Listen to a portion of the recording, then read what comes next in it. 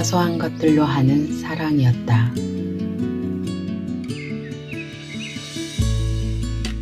안녕하세요. 탐나는 책입니다. 여러분의 상대와의 관계는 어떤가요? 이 질문에 아주 좋아요 라며 행복한 미소가 절로 나오나요? 오늘 소개할 책은 연인이나 부부관계, 그 너머의 인간관계까지 상대와의 관계가 문제가 있든 적당하든 어떤 상태이든 더 좋은 관계로 개선될 수 있는 지혜로운 전략을 제시하는 책, 사소한 것들로 하는 사랑이었다입니다. 1997년 처음 출간된 이후 90년대 미국에서 가장 많이 팔린 책 2위라는 기록을 세웠고 2004년에는 45번째 개정판까지 출간되었습니다. 이렇게 오랜 시간 사랑받은 이유는 아마도 이 책이 우리 삶이 본질적인 질문들에 답을 주기 때문 아닐까요? 저자는 행복은 연습을 통해 가능하다고 이야기합니다. 삶은 연습이며 여러분이 연습하는 것은 물과 햇빛을 받는 묘목처럼 자랍니다.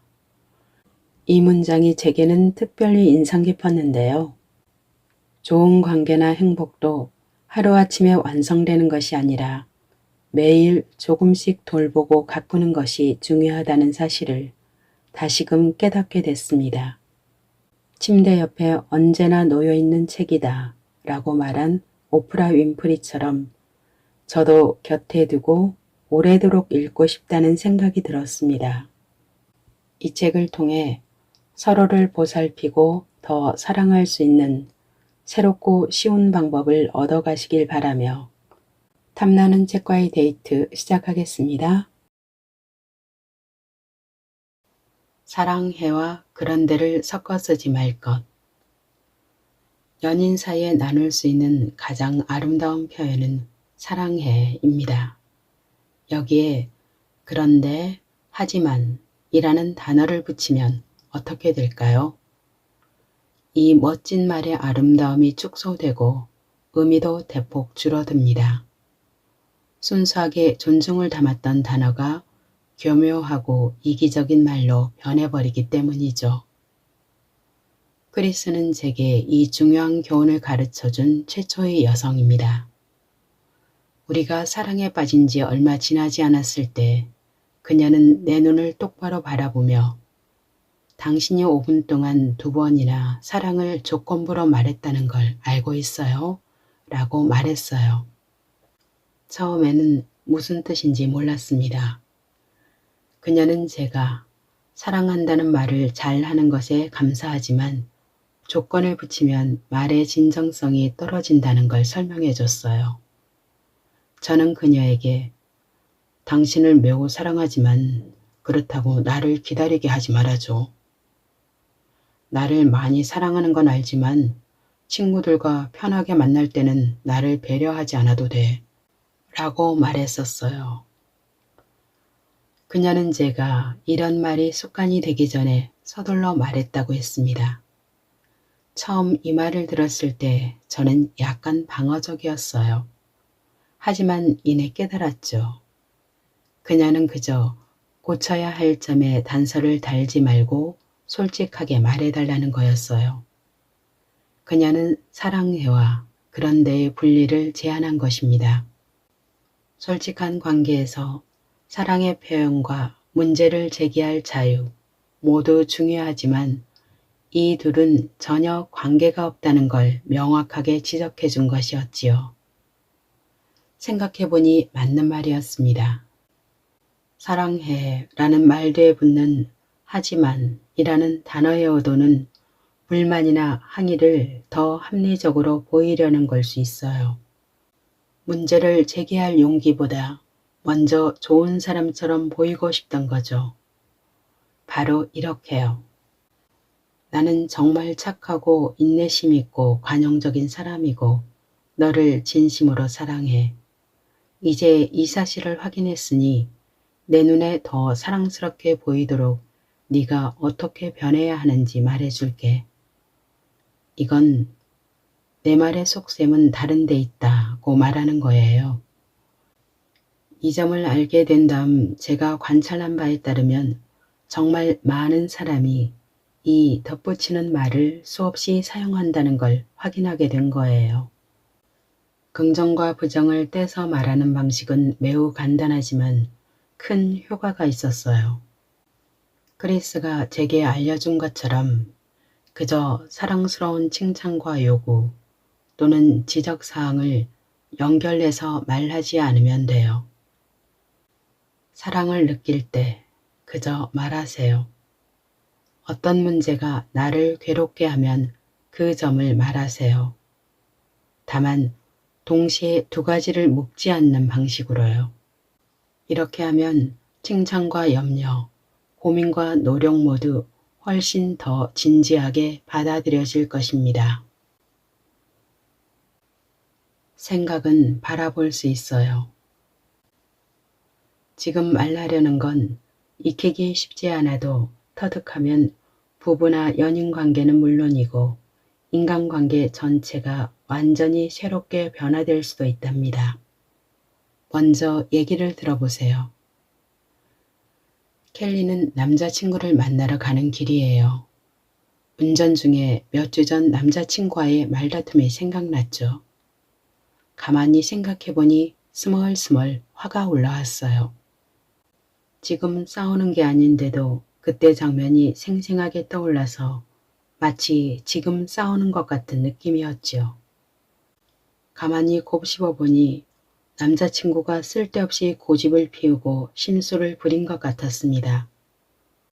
지난달 파티에서도 비슷한 행동을 했던 기억이 떠올랐어요. 이제 남자친구의 버릇에 문제가 있다는 게 확실히 느껴집니다. 오늘도 비슷한 행동을 하기만 해봐. 이런 생각으로 잠시 뒤 그의 아파트에 도착했어요.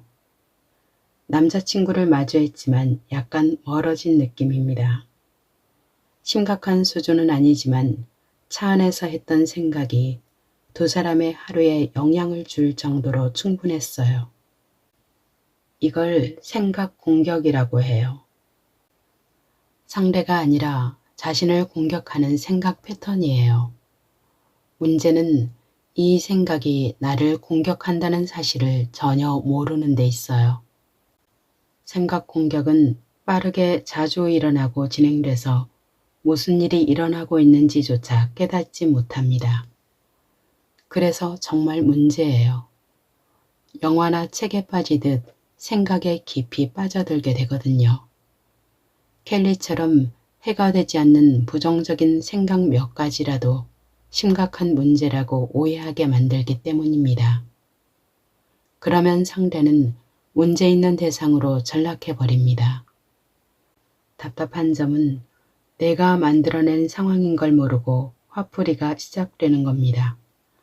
물론 실제로 문제가 있는 일도 있겠죠.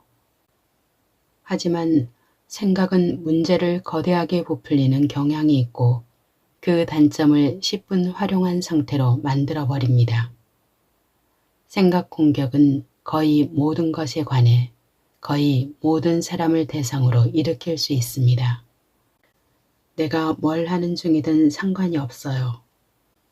샤워 중이든 잠을 자려고 할 때든 이동 중이거나 개를 산책시키는 중이라도 그 어느 때 어느 장소에서든 일어날 수 있습니다.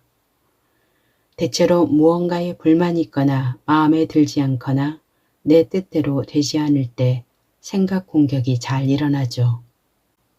곧 있게 될 논쟁이나 성역 감퇴의 이유, 배우자가 돈을 잘 벌지 못하는 것 등의 실마리를 놓고 최악의 시나리오를 생각하기도 합니다. 생각은 유익한 도구이지만 의지력이 있는 상태에서 하는 것과 이리저리 휘둘리고 알아차리지 못하는 방식일 때는 차이가 커요. 고통스러운 생각 공격에 사로잡혀 무슨 일이 일어나고 있는지 인식하지 못할 때는 문제가 되기 때문입니다. 해결책은 분명한데 쉽지는 않아요. 하지만 알아두면 생각에 휘둘려 지내는 걸 평생 중단할 수 있어요. 해야 할 건 이겁니다. 생각을 하고 있는 자신을 알아차리는 거예요. 생각하는 자신을 관찰하는 겁니다. 생각이 환기팬이 돌아가는 순간, 아, 생각이 또 시작됐구나 라고 알아차리세요. 그리고 이건 왜곡하고 부풀리면서 나를 망치는 상상의 공상이야 라고 인식하면 생각을 멈추는 힘이 강력하게 작용됩니다. 그것을 생각하는 나를 알아차리면 나머지는 쉬워요. 몇 번만 반복해도 생각을 중단할 수 있게 됩니다. 단, 사람은 고통스러운 생각에 빠져드는 이해할 수 없는 욕구가 있어서 그 힘이 셀 수 있어요. 하지만 알아차리는 시간이 반복되고 또 지나면 훨씬 더 쉬워지고 더 빨리 자신을 제어할 수 있게 됩니다. 생각이 시작되면 그 문제에 대해서 생각할 것인지 그냥 넘어갈 것인지 선택권을 갖게 되는 거예요. 꼭 기억하세요. 많은 사람이 자기도 모르게 정신적으로 불행 연습을 하고 있습니다. 이 노련한 연습에 많은 시간을 투자하기 때문에 연습한 그대로 불행이 일어날 확률이 높아져요. 이 생각은 관계를 망치는 주범인 경우가 많다는 걸 기억하세요.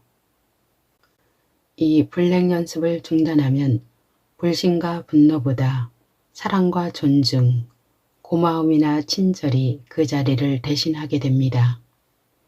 그래서 관계의 좋은 면에 초점을 맞추고 거기에 에너지를 쓰게 되죠. 이걸 터득하면 재미있고 효과적이며 삶이 바뀔 수도 있으니 시도해 보세요. 당신의 연인은 인간입니까?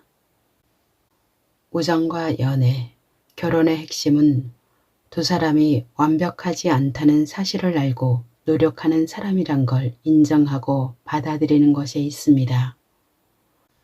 서로를 매우 사랑하고 존중하고 함께 이 삶을 함께하기로 약속했다면 아마도 최선을 다해 나갈 테죠. 무엇보다 중요한 건 두 사람 모두 그저 평범한 사람일 뿐이라는 사실을 정말 잘 알고 있는가 하는 것입니다. 서로의 부족한 인간성을 인정하는 건 관계를 풍요롭게 해주고 건강하게 하며 즐겁게 살 수 있는 근간이 되어줍니다. 너무 당연한 말처럼 들리나요? 맞아요. 정말 당연한 말입니다.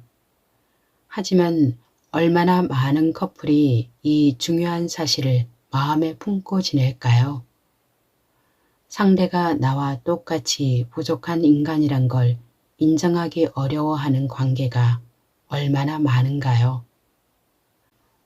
우리 중 얼마나 많은 사람이 내 연인, 내 배우자보다 낯선 사람에게 더 관대하며 큰 인내심을 보이나요?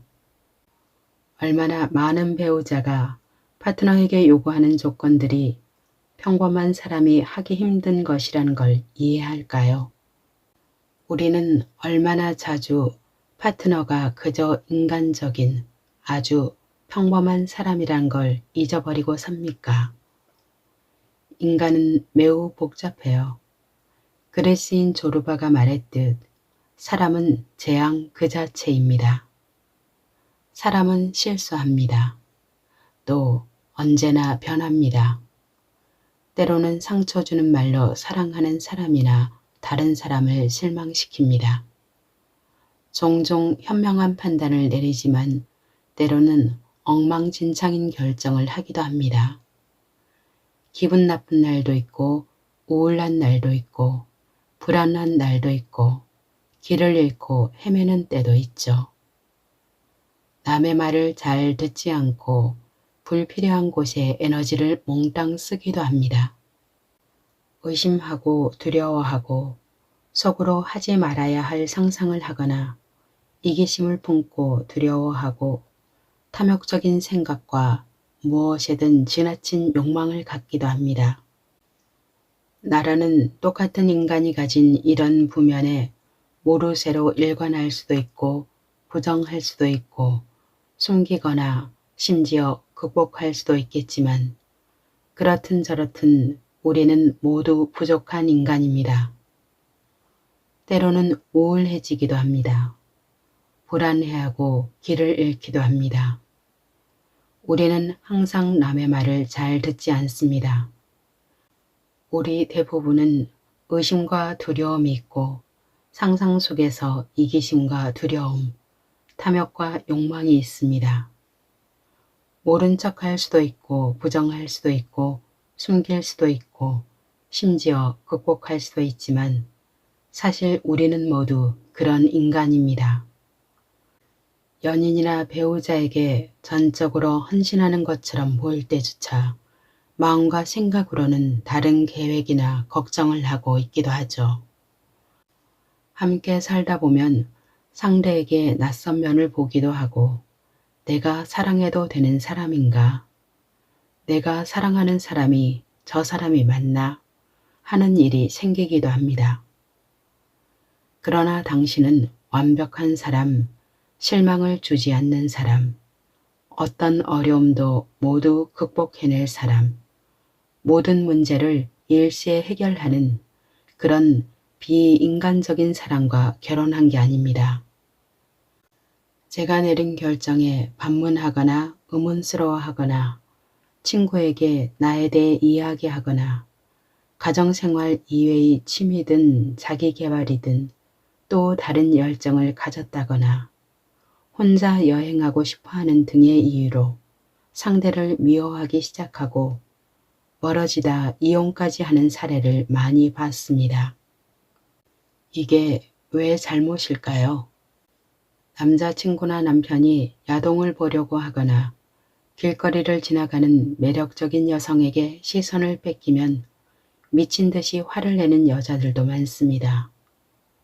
하지만 이런 행동 역시 대다수의 남자가 하는 행동 중 일부일 뿐이며 내 파트너도 그 일부에 포함된 인간일 뿐입니다. 많은 사람이 결혼하고 나면 자기 배우자를 무시하는 경우가 많은 것 같습니다. 새로운 규칙을 정하고 어기거나 부족하면 화를 내고 싸움을 걸고 잘못된 행동을 했다며 다그치기 일쑤입니다. 단순히 상대가 인간적이기 때문에 상처 주고 상처받고 질투하고 화를 내는 거죠. 상대를 더 이상 인간이 아닌 것처럼 생각하는 겁니다. 단순히 파트너가 인간적이라는 이유로 관계를 망칩니다. 누가 자신을 평범한 인간으로 허용하지 않는 사람과 솔직하게 이야기하고 공유하려 할까요? 파트너의 인간적인 모습을 허용하지 않으면 많은 문제가 생깁니다. 이건 당연한 진실입니다. 그 당연한 진실을 받아들이지 않을 때 서로에게 벽이 생깁니다. 파트너에게 내 비전을 말할 때마다 비난받게 되며 더 이상 말하지 않게 될 게 뻔합니다. 걱정거리를 털어놓을 때마다 가르치고 잔소리를 듣게 된다면 앞으로는 다른 사람에게 털어놓게 되겠죠. 실제로 커플 대부분이 친밀감과 우정을 잃는 이유는 서로의 인간적인 모습을 허용하지 않기 때문입니다. 기회가 있어도 그들은 파트너를 밀어낼 가능성이 높습니다. 서로에게 비현실적이고 바람직하지 않은 것을 요구하는 대신 서로를 인간으로 바라보면 훨씬 자유롭게 되는 마법 같은 무언가가 생겨납니다. 동질감과 서로를 향한 관심을 되찾을 수 있습니다. 유대감도 깊어지고 사소한 일에 화도 잘 나지 않게 됩니다. 유머 있는 사람이 되고 관점도 유연해지고요. 저희 부부가 자주 하는 질문이 있습니다. 인간적이라는 게 무슨 문제가 될까요? 입니다. 인간적으로 부족한 인간으로 사는 것을 경험하고 더 성장하며 잘 살고 사랑하고 배우는 것, 이게 우리가 이곳에 있는 이유 아닐까요? 말을 줄이세요. 많은 사람이 이야기하기를 좋아합니다. 경험한 일, 느낀 감정, 관찰한 것, 바랐던 것, 성취한 것에 대해 말하기를 좋아하죠. 때로는 실패담이나 실수, 사고 경험을 공유하면서도 만족해합니다. 사람이 친밀해지려면 서로의 이야기를 나누는 것만큼 확실한 것도 없는 듯해요. 서로에게 연결되고 관심을 유지하는 방법이기도 하니까요. 하지만 주의할 점은 모든 이야기에 자신을 주인공으로 만드는 습관입니다. 뉴욕이 어느 식당에서 친구를 기다리고 있을 때였어요. 옆 테이블에는 20대 중후반으로 보이는 젊은 커플이 데이트를 하고 있었죠. 여성은 3차례에 걸쳐 자신이 겪은 이야기를 꺼냈어요.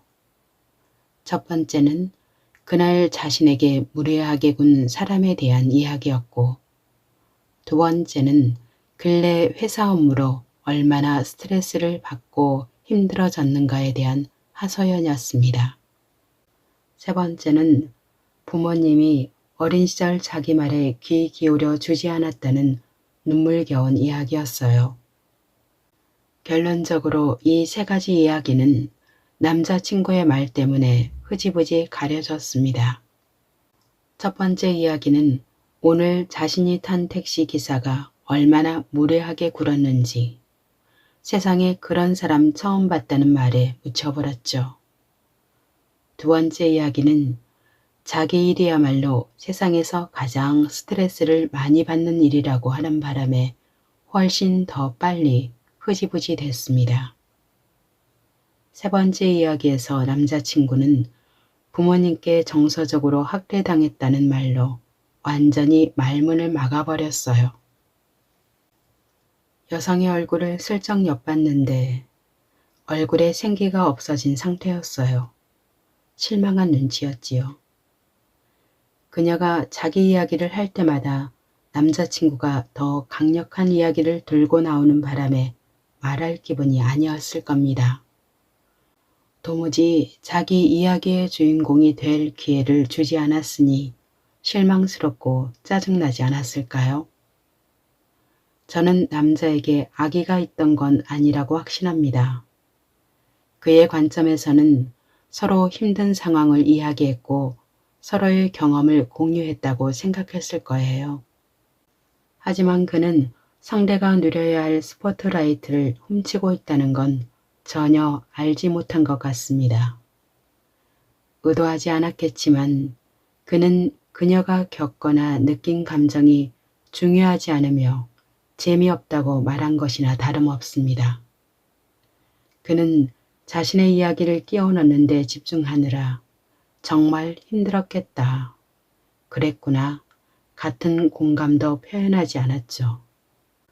그녀는 자기 이야기에 공감해주는 사람이 필요했을 텐데 말입니다. 우리는 여러 차례 서로에게 이런 실수를 저질러 왔어요. 앞으로 가능하면 상대의 이야기를 편집하거나 수정하거나 추가하지 않도록 주의해야겠습니다. 에이, 그건 별것 아니야. 내 얘기 들어볼래? 같은 말로 대화의 주도권을 빼앗지 않는 겁니다. 이런 행동은 네 이야기는 별것 아니야. 그리고 중요하지도 않아. 라고 말하는 것과 다르지 않기 때문이죠. 이런 파트너와 늘 이야기를 나눠야 한다면 편안함을 느낄 수 있을까요? 설사 조금의 악의가 없어도 상대보다 내 경험, 내 이야기가 더 중요하다고 말하는 것이나 다름없는 사랑과 말입니다. 내 말을 꼭 해야 할 때도 있지만 상대가 이야기하고 있을 때는 말을 줄이고 집중해 주는 게 최선입니다. 지금 이 순간의 주인공은 상대이기 때문이죠. 그렇게 대해주면 상대는 더 명랑한 말투로 신나게 말할 거예요. 결국 내 말을 잘 들어주는 사람이 이야기할 때 나 역시 잘 듣게 됩니다. 그러면 세월이 흐를수록 이전보다 더 재미있고 즐겁고 행복한 시간을 함께 보내게 될 거예요. 미안해요. 알고 지내던 여성 지인에게 질문한 적이 있습니다. 남편분은 얼마나 자주 미안하다고 말하나요? 그러자 네? 농담이시죠? 라고 대답했습니다. 그녀의 남편은 사과하는 법이 없다고 하네요. 분명한 실수에도 마음의 상처를 크게 준 일에도 무리하게 굴고 나쁜 말을 했을 때조차 사과하지 않는다는 겁니다. 제 기억에 그녀의 남편은 선량해 보였기 때문에 굉장히 의외였어요. 혹시 그 두 부부만 그런 건가 궁금해져서 여러 사람에게 같은 질문을 하기 시작했어요. 미국 전역이 수백 명에게 물어본 것 같아요. 그런데 놀라운 결론은 대부분이 미안하다라는 말을 거의 하지 않는다는 사실이었어요. 그뿐 아니라 미안하다라고 말을 해도 정중하게 하는 게 아니라 혼자 중얼거리는 식이나 대화 중에 말을 끊으려는 의도처럼 그러니까 일단 그건 미안하고 같은 식으로 말해서 진정성이 의심된다고 하더군요. 왜 그런지는 잘 모르겠습니다. 자존심 때문인지 진심으로 잘못했다고 생각하지 않아서인지 또 다른 어떤 복합적인 상황이 있어서인지 모르겠어요.